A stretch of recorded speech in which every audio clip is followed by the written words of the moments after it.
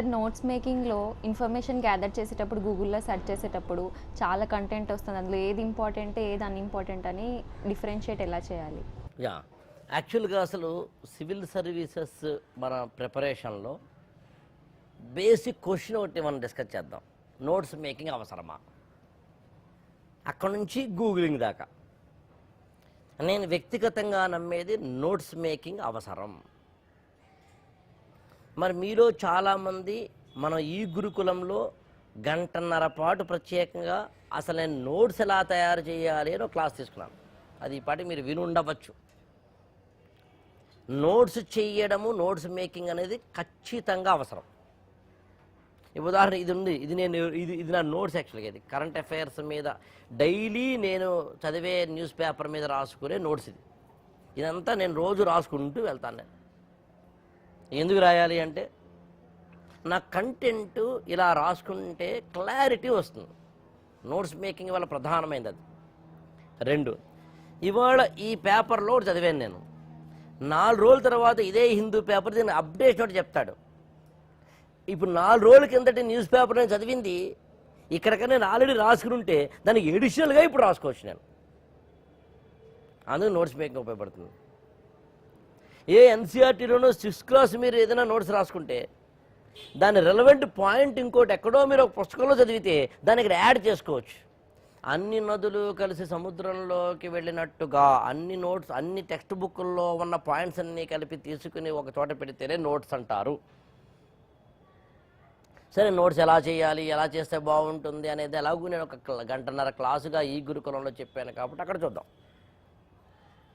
But googling దగ్గరికి వచ్చేసరికి మాత్రం మీరు కొంచెం జాగ్రత్త తీసుకోవాలి. గూగుల్ తోటి తీసుకోవాల్సినవి ఏంటి అన్నప్పుడు నా అనుభవంలో చెప్తున్నాను. దీని మీద కూడా ప్రత్యేకంగా మనం ఈ గురుకులంలో గంటన్నర క్లాస్ తీసుకుంటాను. అది ప్రాక్టికల్గా చూపిస్తాను ఎలా వెళ్ళాలి గూగులింగ్లో అన్నది. ఇక్కడ అది సాధ్యం కాదు కాబట్టి, అంటే బోర్డు, డిజిటల్ బోర్డు అనేది ఉండదు కాబట్టి ఇక్కడ మనం మామూలుగా చూద్దాం. ఎప్పుడూ కూడా గూగులింగ్ చేయడానికి ఉన్న ఒక ప్రధానమైనది ఏమిటి అని అడిగితే లింకింగ్, LINK, లింక్. ఒకదానిలోంచి ఇంకొక దానికి లింక్ దొరుకుతూ ఉంటుంది. ఉదాహరణకి మీరు ఎడ్యుకేషన్ మీద ఏదో ఒక చాప్టర్ తీసుకుని చదవడం మొదలుపెట్టారు. ఇందులో ఎడ్యుకేషన్ సంబంధించిన ఈ చాప్టర్లో వాడు ఎక్కడో గ్రాస్ ఎన్రోల్మెంట్ రేట్ అంటాడు.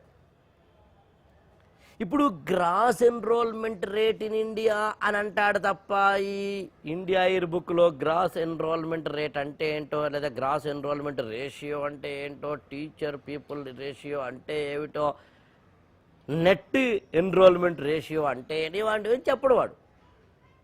ఇప్పుడు ఏ పదాలైతే టెక్నికల్గా ఇలా ఒక పుస్తకమో న్యూస్ పేపరో చదువుతుంటే వస్తున్నాయో దాన్ని సెర్చ్ చేయడమే గూగులింగ్లో లింక్ నెంబర్ 1. అది చదువుతున్నప్పుడు చాలా జాగ్రత్తగా రాలి. అది చదువుతున్నప్పుడు వాడు ఏదో సౌత్ ఈస్ట్ ఏషియన్ నేషన్స్ అనే పదం వాడతాడు, బ్రిక్స్ అనే పదం వాడతాడు, బ్రెజిల్లో ఇలా. ఇప్పుడు మళ్ళీ అక్కడికి వెళ్ళి అదేంటో తెలుసుకోవడం లింక్ నెంబర్ 2.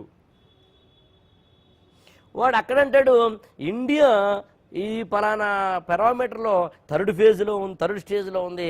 ఫస్ట్ ఏమో యూకేనో ఏదో USA, తర్వాత ఏమో చైనా లేదా US వాడు డేటా.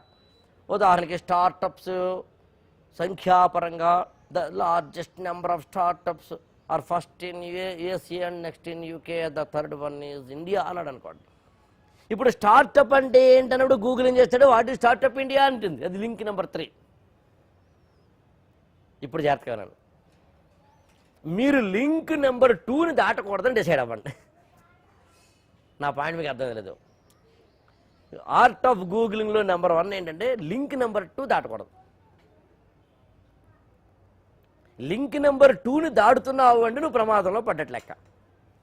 ఇది బండ గుర్తే, నేనేమి దీనికి సైంటిఫిక్ ఏం చెప్పట్లేదు. ఎక్కడో ఏదో బండ గుర్తో కొండ గుర్తో పెట్టాలి కాబట్టి. నెక్స్ట్ పాయింట్, లింక్ నెంబర్ 2 దాటినప్పుడు ఏమైనా ఇంపార్టెంట్ పదాలు ఉన్నాయనుకోండి. ఇప్పుడు జాగ్రత్తగా వినండి, లింక్ నెంబర్ 2 దాటకూడదు అన్నాను, కానీ లింక్ నెంబర్ 3లోనే ఇంపార్టెంట్ పదాలు ఉన్నాయి కదా.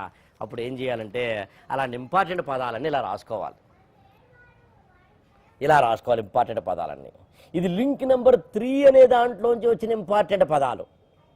నువ్వు ఆల్రెడీ ఒరిజినల్ సోర్స్ నుంచి లింక్ నెంబర్ 1లోకి వెళ్ళి లింక్ నెంబర్ నుంచి లింక్ నెంబర్ 2లోకి వెళ్ళి 3లోకి వచ్చావు.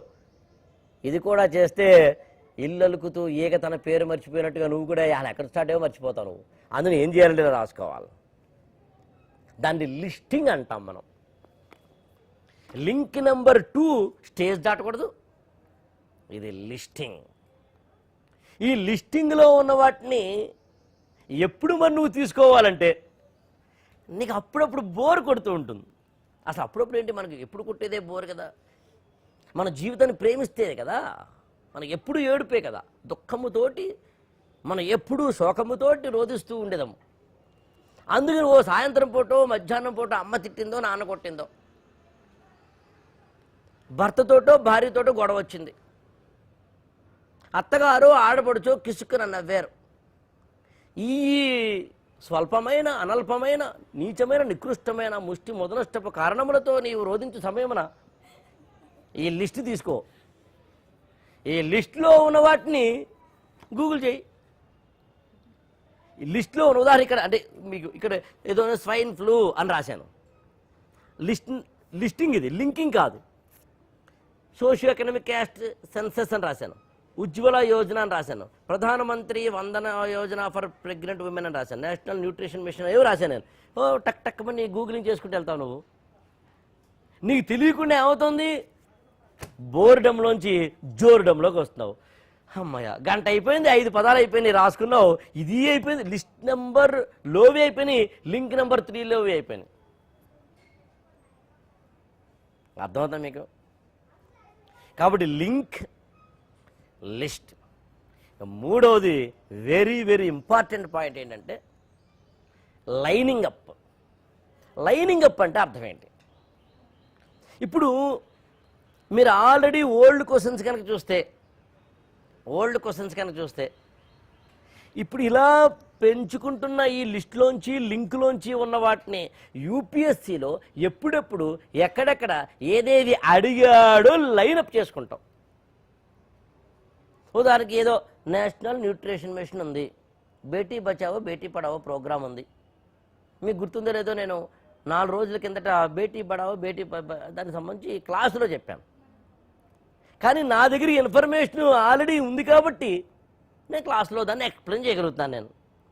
కానీ ఇది ఎగ్జామ్కి ఉపయోగపడుతుందా లేదా అనేది లైనింగ్ అప్ చేసుకోవాలి. అందుని ఎల్ ఎల్ ఎల్ అని గుర్తుంచుకోండి. Link, list, line.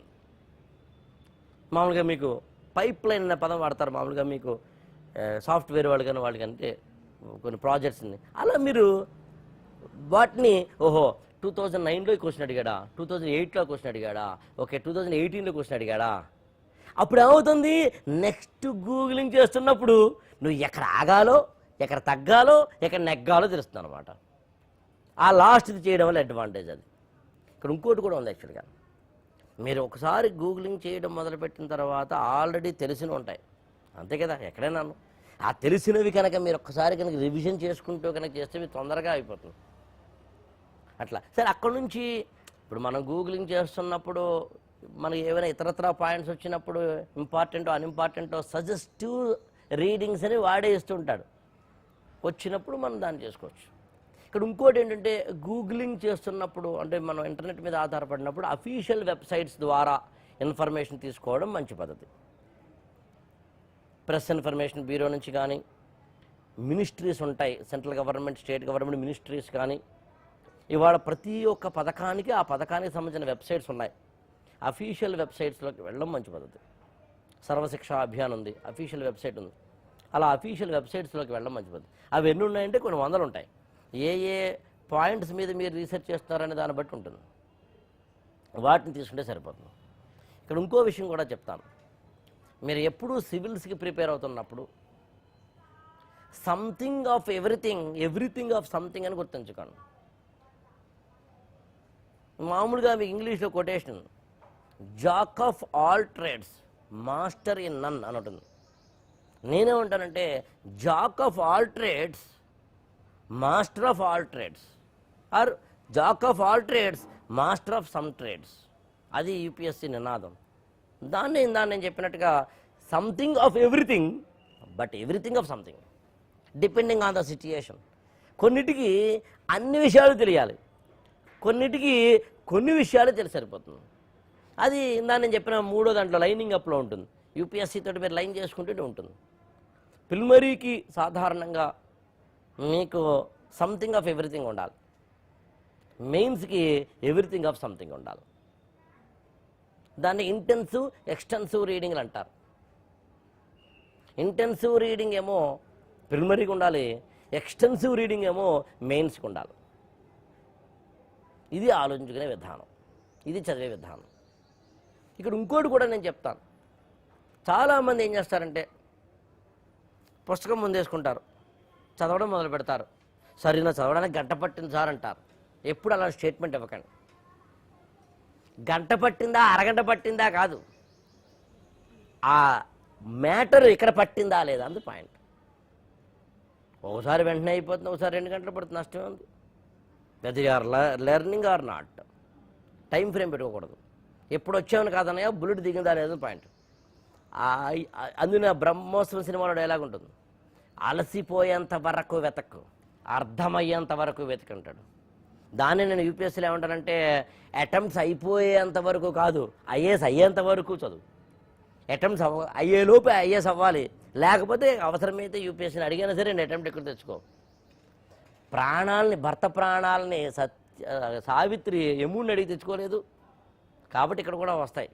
నీకు ఆ సంకల్ప సిద్ధి ఉంటే